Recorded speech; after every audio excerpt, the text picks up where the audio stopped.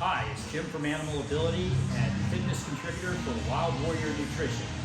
My video today is going to be on hip activation exercises. Let's get to it. Okay, once again, I apologize for my hoarse voice.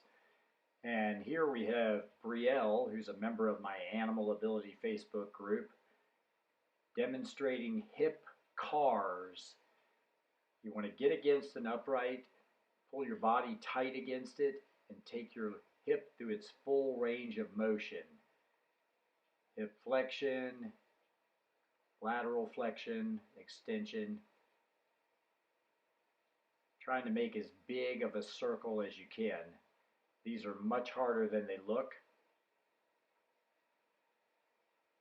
You may be able to go, not even go this far, or possibly a little further if you're really have a lot of hip mobility.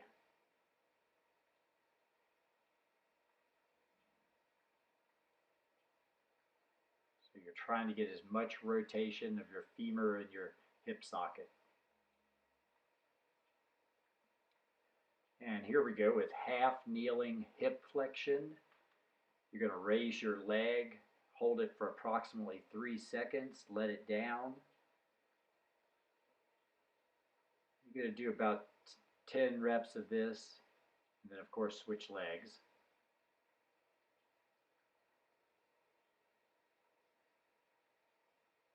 So you're actively pressing down into the floor with the PVC pipes.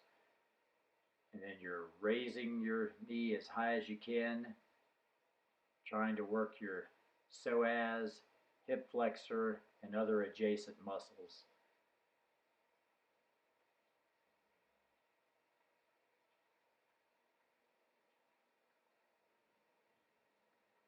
Now here we go with the unique one. This is for actually extending your hip and doing circumduction. So what you're doing is you're using the muscles that tilt your hip and extend your heel down towards the floor. You're actively pressing, that's why you're using a band, and you're internally and externally rotating at the hip joint, which is known as circumduction. This is really good if your hip feels jammed up into the socket. A lot of times that happens when you're doing squats. One side feels jammed up, one side doesn't.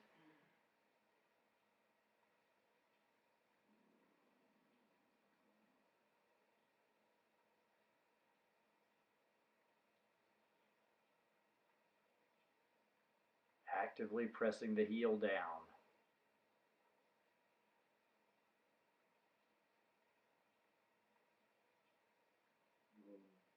I just corrected her about rotating her hips a little too much. You want to try to keep them stationary, your pelvis. Okay, here we go with a one leg bridge with the opposite leg adducted. Now you try to keep your hips level. So keep an active flex in your hamstring and glute. And of course, gut tight, which will keep your lumbar tight. Switch sides. Now you see how she has her fingertips lightly touching her iliac crest. That's just to make sure that the hips are minimally or even stationary in position. Minimally moving, stationary. Now I wanted to demonstrate this one. It's a little difficult coordination-wise. You're working, it's called the modified Copenhagen bird dog. So you're working through an adduction of the leg that's up on the bench. Then you have your opposite hand braced, and then you're raising opposite hand and leg. Trying to stay as stationary as you can with your hip through neck. Okay, now starts very similar this one, and then she's going to do an elevated sit out.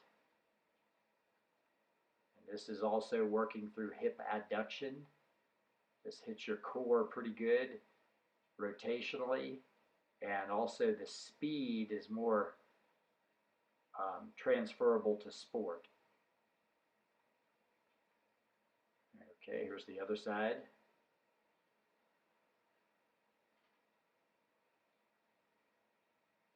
So you want to get as much rotation as you can. It's not as much as you would think, but you definitely want to be rotating at the hip. Now she's choked up on the bench a little bit there. You can get out towards the edge of the bench with that. And here we go. And this is called a pancake sequence. So first thing you're going to do is a quadruped position, and you're going to have the band on your foot and you're going to push it out. So you're going to laterally lift and push, actively push out for 10 seconds, raising as high as you can, trying to keep your arms locked. You're going to do that 3 times.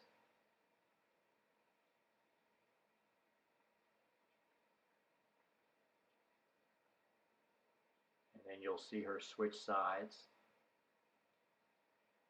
This one's also a little harder than it looks. Okay,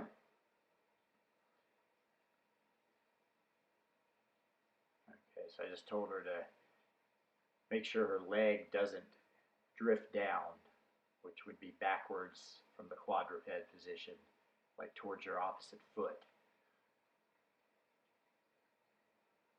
There she goes. All right. So you're trying to use your hip flexors to keep it forward and then still push out and actively raise your leg. Okay, it's drifted back again. Now she's pulling forward, struggling.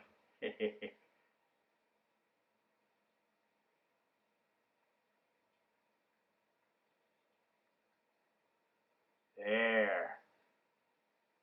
Arms locked. This hits your core pretty good too.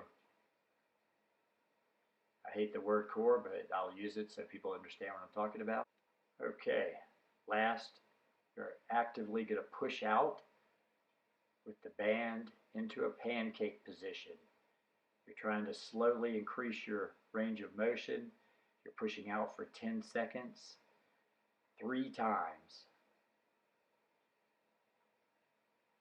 Trying to stay externally rotated at the hips, toes pointing towards the ceiling.